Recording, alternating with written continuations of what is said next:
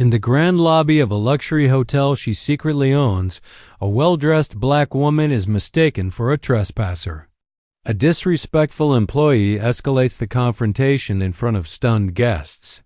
The scene builds toward a powerful twist. Her identity isn't just unexpected. It's about to shake the entire hotel from the ground up. "Excuse me, ma'am, this floor is for paying guests only." The words cut sharper than necessary, laced with performative politeness.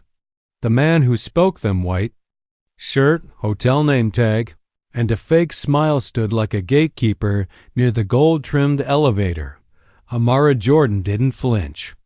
She stood calmly, her custom charcoal blazer tailored like armor, her heels silent on the marble beneath her.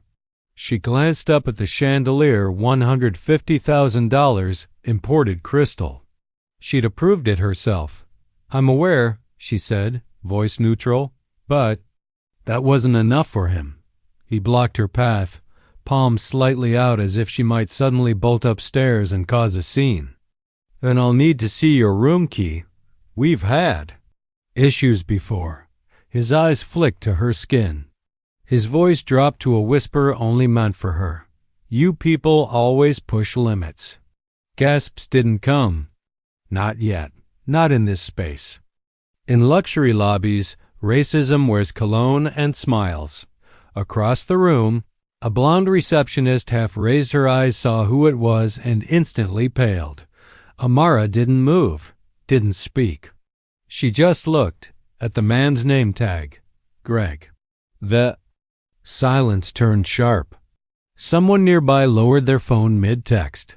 "Greg," she said evenly, "do you always assume your guests are trespassing?"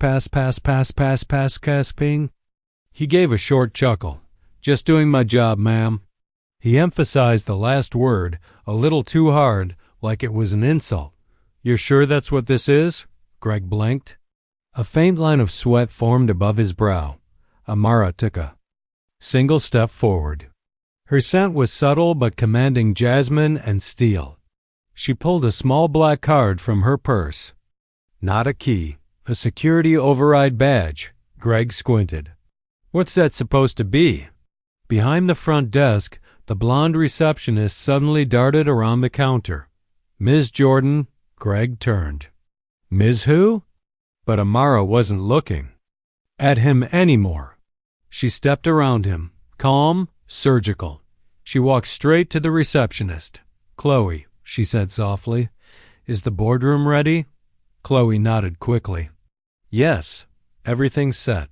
The whisper rippled. Two bellboys froze. Mid-step, a valet turned his head. The air changed. Greg blinked again. "Wait, what's going on?" Amara didn't answer him. She didn't need to. A tall black security guard appeared from a side hallway, sharp suit, earpiece, and a knowing smirk. "Ms. Jordan," he said with respect. "They've already signed in upstairs." Greg paled. "Upstairs?" Amara turned. Back to him, gaze level. "You asked for a key card." "I own the building." A pause. Then her voice softened, wounding in its grace. "You looked me in the eye, Greg, and assumed I didn't belong. Not because of a rule, but because of me." Greg opened his mouth, then shut it. She tilted her head slightly. "That's going to be a problem." And with that, she walked away, not storming, not gloating. Just walking, as if the floor itself shifted to match her pace. In her wake, the lobby was no longer the same. Greg stood frozen, suddenly far too small for the polished uniform he wore. The receptionist returned to her desk without a word. And the guests, well, now they watched her like something more than rich. Like something untouchable. The elevator chimed. The doors opened. She stepped in. Before they closed, she gave one last glance toward the man who tried to belittle her, not angry, just aware. The door sealed. And the story that lobby would whisper forever had just begun. The conference suite on the 27th floor was flooded with natural light, floor-to-ceiling windows offering a view that stretched from the skyline to the sea. Amara stood at the head of a long obsidian table. 12 board members sat waiting, some stiff-backed, others forced to adjust as her presence re-entered the room. "Apologies for the delay," she said, placing a leather folder on the table with gentle precision. "Security issue. Nobody dared ask. She opened the folder. "Let's begin." But even as she led the quarterly review, clear, precise, and undeniably in control, her mind drifted. Not to distraction, to memory. 15 years ago, Amara had stood at this very hotel's employee entrance. Not in heels and power suits, but sneakers and a thrift store blazer one size too large. She was 17. An intern. The old GM had barely looked at her when he handed over the welcome packet. "Stick to housekeeping and shadow the staff leads. We don't do special treatment here." She hadn't asked for any. What they hadn't realized, what they never thought to check, was that Amara Jordan had already completed a dual degree program by 16. She wasn't just smart. She was focused, precise, and invisible to people who thought power came with a skin tone. So she kept her head down, but her eyes open. Every break, she sat near the hotel bar memorizing the wine lists, learning which guest tipped and why. On weekends, she offered to help the accountants with reports no one wanted to touch, and when they told her she wasn't ready for the management training program, she applied directly to the holding group instead, and they said yes. By 24, she wasn't just working for the hotel. She was buying shares in it, quietly, strategically, through silent partners, shell companies, and boardroom allies. And last year, she acquired controlling interest 51% of the hotel chain that once assigned her to folding towels in the back. The irony wasn't lost on her, but Amara didn't celebrate with press releases. She simply showed up, ran it better, made it profitable. And let them underestimate her until they couldn't. Revenues up 14.2% since Q1. She said aloud now, snapping the room back to the present. Guest retention has improved, staff turnovers down. This building now leads all 10 properties in customer satisfaction. She clicked the remote. The next slide appeared, projected annual growth, 22%. An older white man on her left cleared his throat.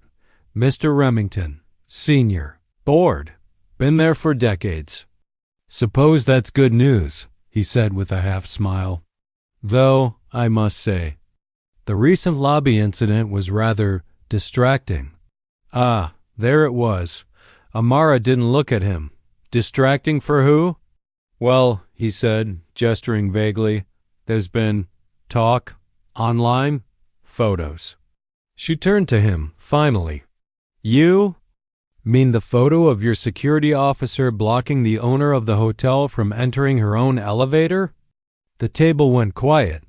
Amara walked to the window, letting her words hang in that pristine glass silence. "I built this place," she said softly, "floor by floor, and not just with money. With precision, with pride. Every decision, every painting. On the wall, every partnership was mine." She turned. "So if an employee finds my presence distracting, that says more about the culture still lingering here than it does about my leadership."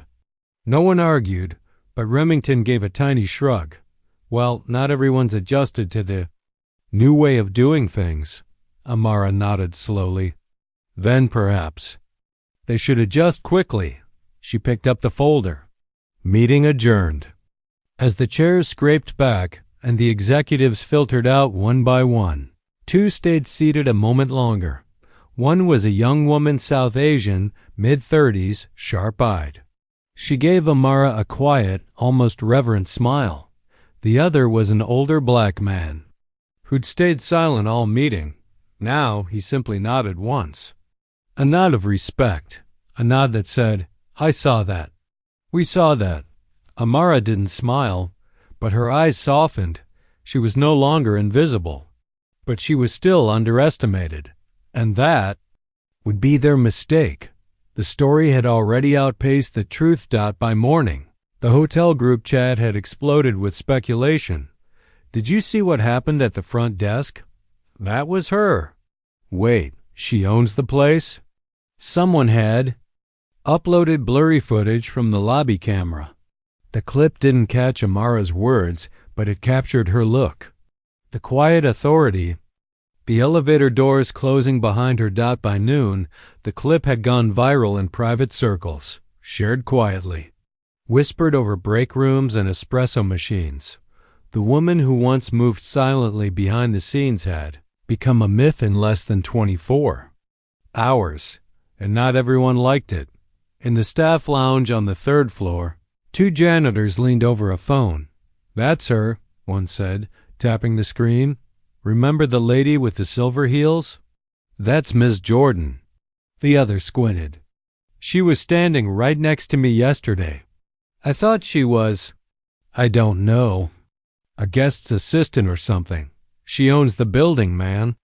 They both went quiet. Then one of them said, almost reverently, damn.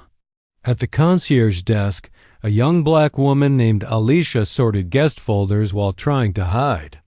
Her grin, she'd seen the whole thing yesterday, had watched Greg wave his hand in Amara's face, then turn white when her identity dropped like a silent hammer.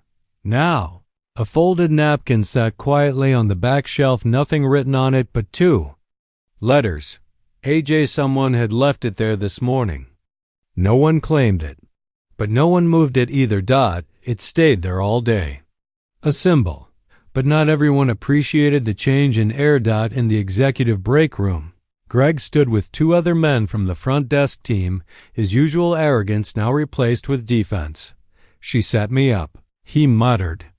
Didn't even say who she was. Just stood there like she was waiting for me to mess up. She didn't say anything, one of the others mumbled. That's the point. You just assumed.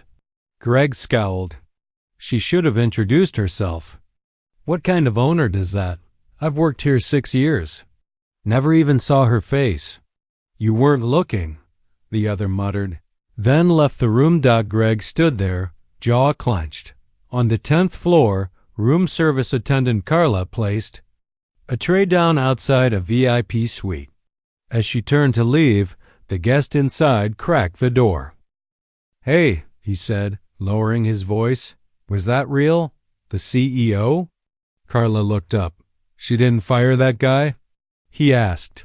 The one who stopped her? No, Carla said simply. She didn't need to.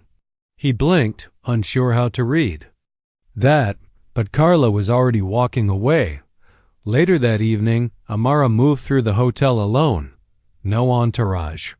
No spotlight. Just calm presence, her heels soft against the carpeted hallway. She stopped at the staff bulletin board, same one from her intern days, and there it was. New sticky note added beneath the Employee of the Month frame. You belong here. A J, she hadn't written it. She didn't know who had, but her lips pressed into the faintest smile. Then, from the hallway behind her, a voice called out, Ms. Jordan? She turned. It was the young South Asian board member from the meeting, Annika. No blazer now. Just jeans and a hoodie. I didn't want to interrupt earlier, she said, stepping closer. But I saw what happened downstairs, and I just wanted to say, I've never seen anyone handle that the way you did. Amara gave a quiet nod. You'd be surprised how often it happens. Annika hesitated, then asked, Does it ever get easier? Amara met her eyes. No, you just get quieter, sharper, and less willing to wait for permission. Annika breathed out like that answer hit somewhere deep. I'd like to help, she said, whatever you're planning. Amara looked at her for a long second. I'm not planning anything, she replied softly. But culture changes faster when people stop waiting for someone else to speak first. Annika nodded. Then maybe it's time we start talking louder. They stood in silence for a moment. Two women, two timelines. One story begins to echo louder. And somewhere in the hotel, someone else just hit send on the video clip again.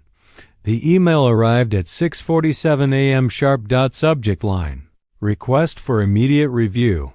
Guest experience protocols, leadership impact. Amara read it without blinking. She'd been expecting this. The words were wrapped in diplomacy but soaked in fear. Behind them, Mr. Remington, board veteran, legacy hire. And now, legacy problem. The hotel chain's regional board had called an urgent session. And while it wasn't openly framed as an attack on her leadership, the tone was unmistakable. Too much noise. Too much attention.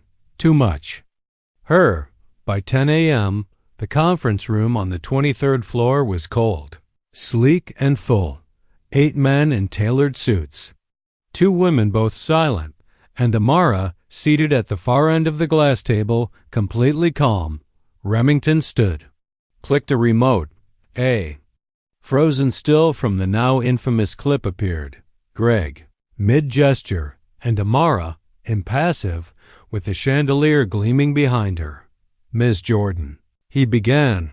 As you know, this footage has received a great deal of attention. Some believe it's been good for brand awareness. Others are concerned. Amara didn't interrupt. Some clients, he continued, have expressed discomfort. Not with you, of course, but with the tone. The message this sends that, perhaps, leadership has become more focused on optics than discretion. Another board member leaned forward. And discretion, Miss Jordan, has always been this hotel's hallmark. She finally raised her eyes. Discretion. She repeated, or erasure? A beat. Remington cleared his throat. This isn't personal. But some of us feel a return to more. Traditional visibility would be appropriate. Your presence in the lobby without prior announcement. I walked through my own front door, she said. That's not a disruption. That's a reminder. Silence. Then Amara stood, calmly. She tapped her tablet. The screen behind her changed. Slide 1. Record. Q2 profits. Slide 2. Employee retention highest in 5 years. Slide 3. Guest satisfaction scores. 9.6, 10, up 17%. These, she said, are not optics. These are outcomes. She walked to the front of the room. You say guests are concerned. I've spoken to 8 major partners this week. 6 requested expansion of services. 2 requested I speak at their conferences. Slide 4. Press requests. Forbes, Black Enterprise, Hotelier Weekly. She looked each man in the eye. What you're uncomfortable with, she said, is not my leadership. It's the fact that you can no longer pretend not to see it. The air cracked with her words, but she didn't raise her voice. She walked back to her seat and sat slowly. I didn't walk through that lobby to make a scene. But I won't apologize, because someone else's prejudice got caught on camera. Remington opened his mouth, then closed it again. One of the silent women at the table suddenly leaned forward. Hispanic, mid-40s, polished blazer. For what it's worth, she said. My team was in that lobby. They've never felt more inspired to stay. A ripple moved through the table. Amara met her eyes. Thank you. She didn't need the approval, but she welcomed the shift. The chair of the session, normally a rubber-stamped figure, finally cleared his throat. Well, unless there's a motion to censure or modify leadership visibility protocols. No one moved. Remington looked around. But the votes weren't there. Not this time. Very well, the chair said. Meeting adjourned. Outside the glass room, Annika was waiting. Not out of curiosity, out of loyalty. How bad was it? She asked. Amara didn't stop walking. They tried. Did it work? Amara pressed the elevator button. What do you think? The elevator doors opened. They stepped in. As they descended, a message pinged on Amara's phone. Subject: internal memo draft, standing behind. Inclusive leadership, She didn't smile. But something in her shoulders relaxed. The resistance had begun, but so had the momentum. The ballroom had been transformed, velvet curtains drawn. Spotlight softened, champagne glasses lined in precise rows. The annual investor showcase wasn't just an event, it was theater. And tonight, Amara Jordan was the main act. She stood near the grand piano, speaking softly with the CFO of a Paris-based hospitality firm, her posture calm, her tone fluid, but her words razor-sharp in intent. Across the room, Remington watched. Stone-faced, he hadn't wanted her to lead the presentation. Had even suggested they hire a third-party PR consultant, but the board vote had gone her way. Again. And now, all eyes were on her. The lights dimmed. A bell chimed. Conversations hushed. Amara stepped onto the small stage. No podium, no barrier. Just her and a screen behind her. "Ladies and gentlemen," she began, "thank you for being here. Tonight isn't just about revenue. It's about trust." She let that word sit. Trust in experience, in leadership, in transformation. Slide 1 appeared behind her. Revenue growth minus 2022 to 2025 plus 67%. The room leaned in. This building, like many in our portfolio, was once seen as aging, outdated, unadaptable. And yet here we are, surpassing forecasts, attracting the most diverse clientele in our brand's history. Slide 2. Top demographics by guest experience. 37% international, 21% BPEC, 18% LGBTQ+. No marketing stunt brought this shift. It came from listening, from understanding stories, not spreadsheets. A few skeptical faces began to nod. "And yes," she added, turning slightly, "sometimes leadership looks different than you expected. Sounds different, moves quieter." Her voice softened. But quiet doesn't mean weak. It means precise. Slide 3. New flagship properties in development. Singapore, Cape Town. Snow Polo. Applause started. Brief, then building. Amara nodded. Once and stepped off the stage, she hadn't needed flash, or anger, or revenge. Just truth and performance. 30 minutes later, as investors mingled with hors d'oeuvres, a tall man in a charcoal suit approached, mid-50s, British accent. "Major player in European resorts, Ms. Jordan," he said. I was skeptical. I'll admit it. All the press viral videos, dramatic stories felt like noise. Amara raised an eyebrow. "And now?" he chuckled. "Now I see substance.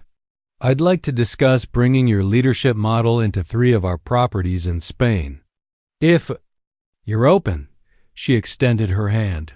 "Let's talk tomorrow." In the hallway just outside the ballroom, Greg stood awkwardly by a potted plant, straightening his tie for the 3rd time. He'd been reassigned to event logistics for the evening. It was meant to be punishment, but now he'd watched her captivate the room he used to think she didn't belong in. He caught her eye for half a second as she stepped into the corridor. She didn't slow down, but she nodded. Just once, a signal.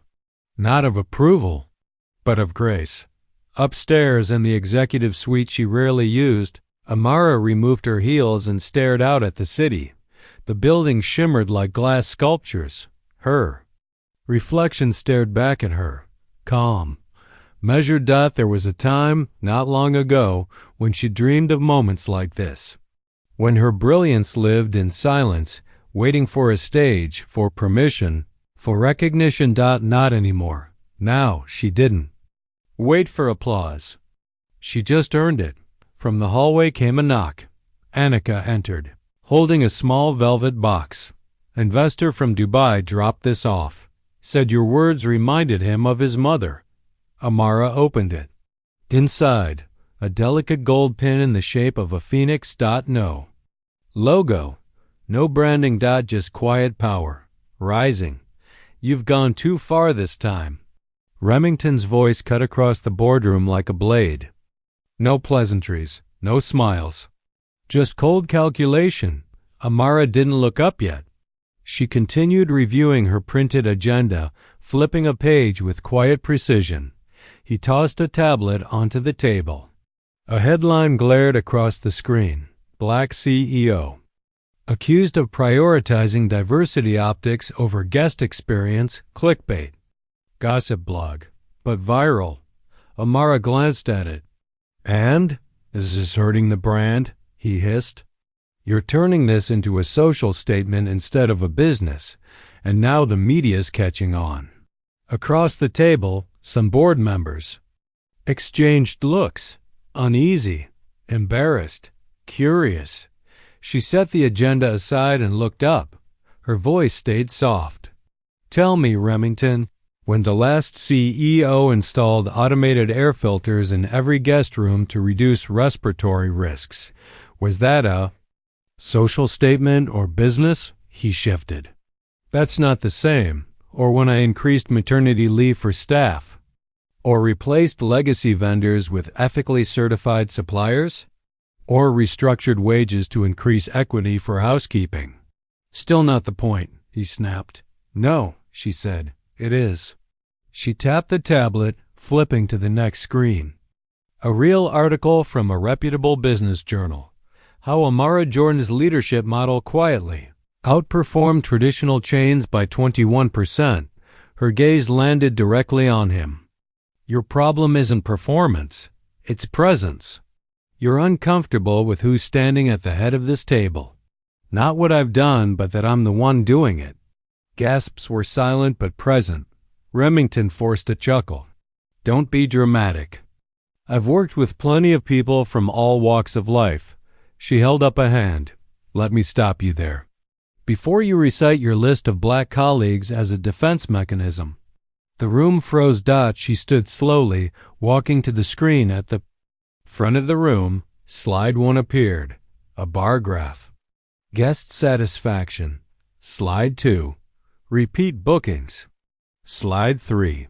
Revenue by property. Each metric higher under her leadership. Each one backed by data. And then slide 4. A pie chart titled Board Composition minus 1,995 to 2025. Only 6% had ever been non-white. Only 2% women of color. She looked at the room. This isn't about disruption, she said. It's about correction.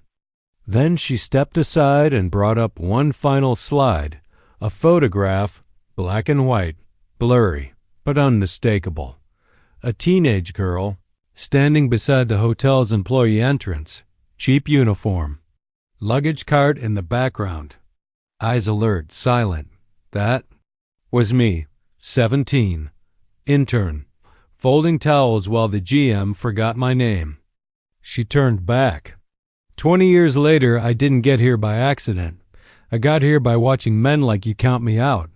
The silence in the room had weight. Remington shifted in his seat. You're playing the race card now, is that it? She let the insult land. Let it sit there. Then she said, No, I'm just not hiding the deck anymore. After the meeting, no one rushed out. Some lingered. Shook her hand. Quiet support. Respectful nods. Remington stood alone, rearranging his papers with a shaking hand. Annika approached Amara. You planned that last slide. I prepared it. She corrected. Didn't plan to use it unless he forced my hand. He did. Yes, Amara said, and now he'll finally understand that the room has changed, even if he didn't want to see it. That night, in the same hotel lobby where it began, guests passed by a small art frame near the elevators. Inside it, a new photo. The same teenage girl. Luggage cart. Determined eyes. Beneath it, a gold plaque read, Amara Jordan, intern. 2005 Amara Jordan, CEO to 2025. No press release. No spotlight. Just the truth. hung on a wall for everyone to see. The motorcade arrived just after noon. 5 matte black SUVs. 2 security men in earpieces. And in the center vehicle, Leon Zhou, billionaire CEO of Orion Tech Asia. He wasn't known for patience or for subtlety. And word around the industry was he didn't take well to women in power, especially not ones he hadn't personally approved. His team had booked the penthouse suite. 1 night only, evaluation visit. That was the phrase. No press, no formal meetings, just observation. But everyone knew what it meant.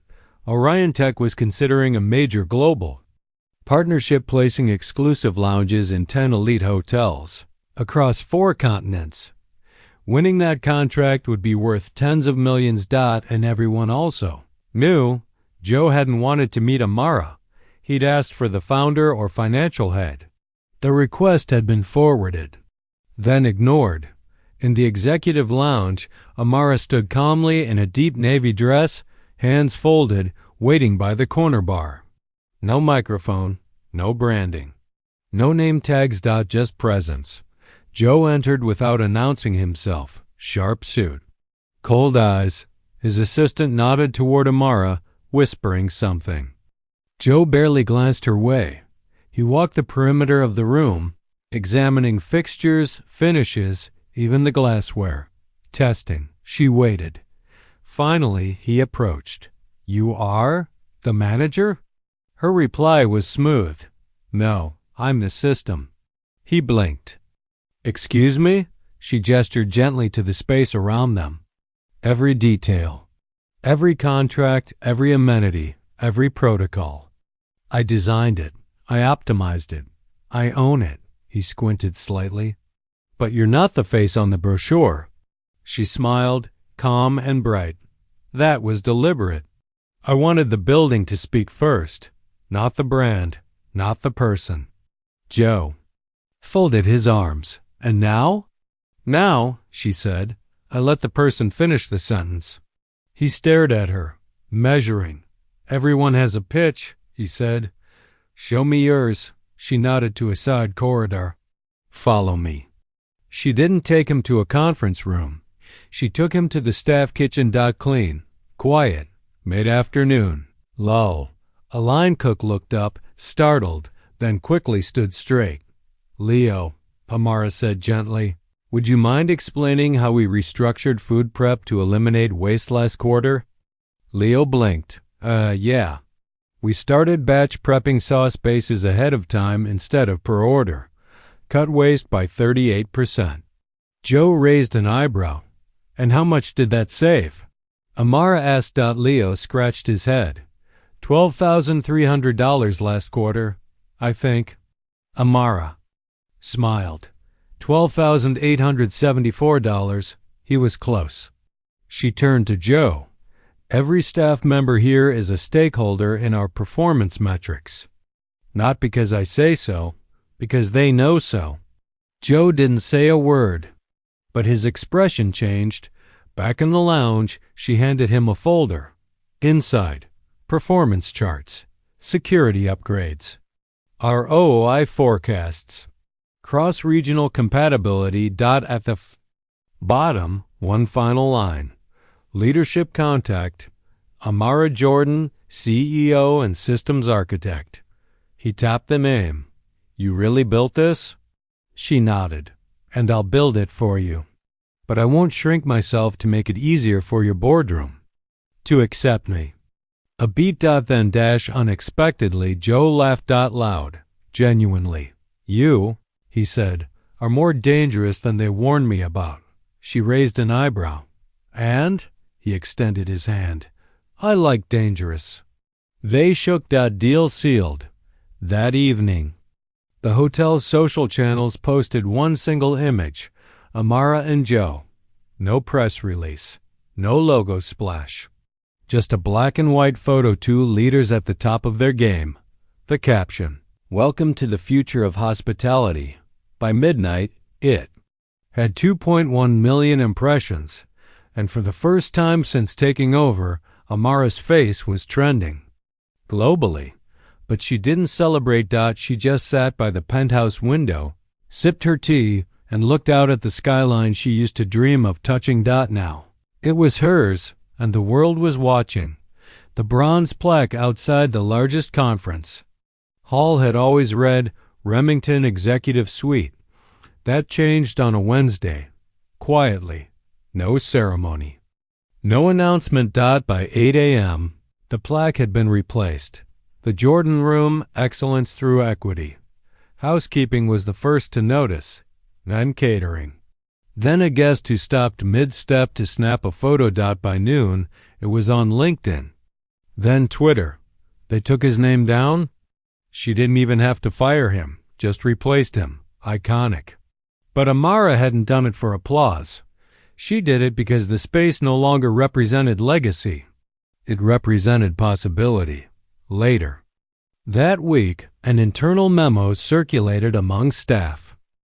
New mentorship initiative, internal talent pipeline program, employees from underrepresented backgrounds, fast-track training to management roles, direct mentoring from executive team. The memo didn't have her name on it, but everyone knew where it came from. In the break room, Alicia from concierge found a yellow sticky note on her locker.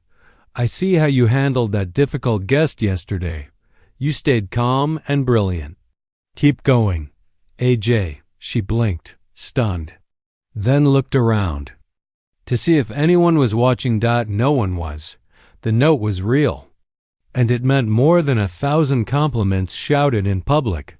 That afternoon, Greg walked past the front desk, no longer stationed there, reassigned permanently to inventory and back-of-house logistics. He wasn't fired, but he wasn't visible anymore. As he passed by, he overheard a new trainee asking, "Is it true the CEO used to be an intern here?" And someone replied, "Not just true. It's why she sees everything we do." Greg kept walking, silent. In the lobby, a new art installation had been added. A vertical wall of framed black and white photos of staff members, housekeeping, chefs, bellhops. The sign above it read, "The Foundation."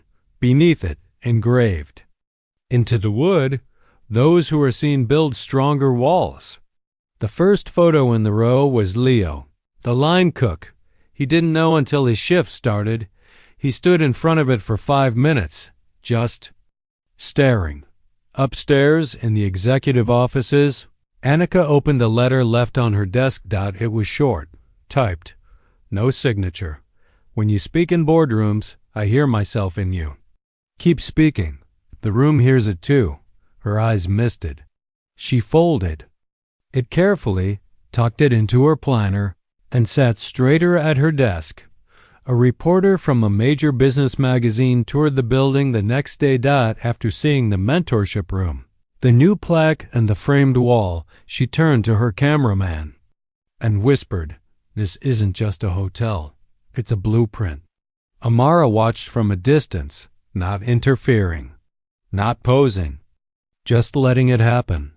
That evening, as the sun dipped over the skyline, Amara stepped into the penthouse lounge where her journey had started, where Greg once tried to stop her at the elevator. It looked the same, but it didn't feel the same. She walked slowly past the chairs, the fireplace, the chandelier. Then she paused. At the far corner, someone had left a folded card on the table. In gold script, it read, "You didn't change the system. You redesigned it." She exhaled long and low. No name. Just acknowledgement. The kind that ripples, quietly, permanently. She picked it up and tucked it into her bag. Then turned and kept walking. It came wrapped in white paper, slid under her office door before dawn. Formal legal notice. Request for independent audit of executive credentials and ownership transfers. The language was cold. Clinical design to humiliate, not informed. At the bottom, barely visible. Filed by our Remington. He couldn't beat her with data, so he turned to doubt, to process, to paperwork. To shame. The morning dragged like fog. Amara sat at her desk, The document spread before her.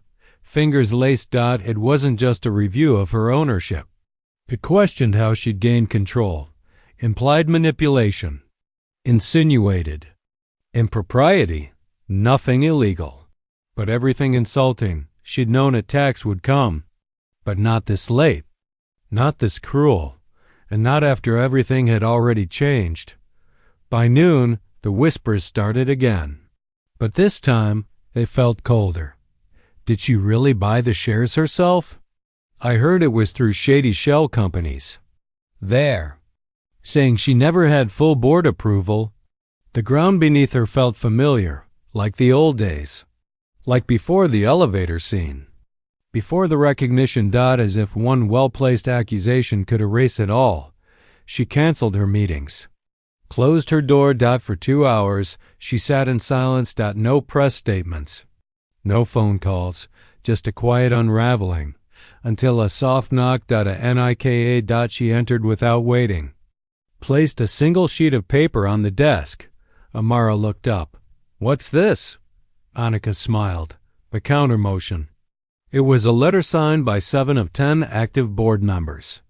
We, the undersigned, affirm that Ms. Amara Jordan's rise to executive leadership and ownership met all legal, ethical, and procedural standards and represents a benchmark for future leadership within this institution. At the bottom, in neat script, filed with corporate counsel. Public release optional at Ms. Jordan's discretion. Amara stared at it, blinked. I sat beside her. "You're not alone."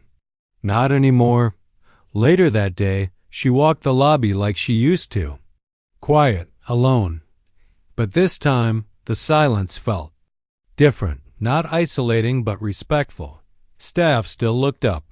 Guests still whispered. But the tone had changed. Even the air felt thicker with recognition. Greg passed her near the elevators. Didn't say a word. Just nodded apology without voice. She nodded back. Nothing more. By evening, the legal challenge was formally dropped. No media coverage. No apology. Just silence. The kind that comes after defeat. Remington's office was empty by the end of the week. His name never came up again, not in meetings, not in board memos. He had erased himself. Back in her suite, Amara placed the signed letter beside the photo of herself as an intern. 2 artifacts, one of where she came from, one of what she survived. She stood in front of the window, watching. The city lights flicker on like quiet applause. She hadn't lashed out, hadn't screamed. She didn't need to. Because for the first time, the system had chosen her, not out of fear, but because it had become hers. The ribbon was gold. No press frenzy, no news vans, just staff, board members, and a few longtime guests gathered quietly under the morning sun. The plaque above the new wing entrance read, "The Amara Jordan Leadership Center," and beneath it, etched in warm brass, "For those who built from Phasmos." Silence, led with dignity, and never needed permission to rise. Applause rippled across the courtyard. Amara stood beside the plaque in a charcoal gray suit. No speech in her hands. No cue cards. Just memory. She looked out over the crowd. Familiar faces. Annika. Chloe from reception. Leo the line cook. Even the night janitor who once helped her find her first misplaced file. They weren't just here to clap. They were part of it now. Inside the new wing, everything felt intentional. A mentorship office. A leadership lab. Rooms named after pioneers, some famous, some not. Photos lined the walls. But not of executives. Of workers. Smiling. Focused. In motion. At the very end of the corridor, a single wall had been left blank. A quiet space with a small plaque below it, reserved for the ones rising now. No date, no signature. Just possibility. Later that day, Amara stepped into the hotel elevator alone. The same one where she was once stopped, doubted, disrespected. Now no one blocked her path. No one questioned her presence, but something had changed beyond just that. On the inside panel of the elevator, beneath the floor buttons, a new engraving had been added. "You belong here, AJ." She hadn't ordered it. She touched it lightly, then smiled. Upstairs in her office, a handwritten envelope sat waiting. No return name. Just crisp paper and clean script. "You'll never know how many of us stood straighter because you walked through that lobby and said nothing. You made dignity louder than noise," she read it once, then folded it and placed it beside the gold phoenix. Pin in her drawer. Her legacy wasn't on the walls. It lived in what people whispered now. And who they became because of her. That evening, the hotel staff gathered in the courtyard, unofficially. No press. No invitations. Just candles, music, quiet celebration. Alicia brought out a cake someone had baked last minute. It read, "To the quiet storm." Amara laughed softly. "Who thought of that?" Leo shrugged. "You earned it." She didn't give a speech. She just raised a glass. To those who stayed when it was hard. And to those still coming. They clinked glasses. And for the first time, Amara allowed herself to sit, not as a leader, not as a fighter, just as someone who finally had room to breathe. The next morning, a little girl wandered into the lobby. With her mother. The girl stopped at the framed intern photo. "Mommy," she asked, pointing, "who's that?" Her mother smiled. "She's the reason people like you will never have to ask if you belong." And somewhere upstairs, Amara stood by her window again. The skyline hadn't changed, but the world within it had. She took one last breath, closed the folder on her desk. And walked on, without needing to prove anything ever again.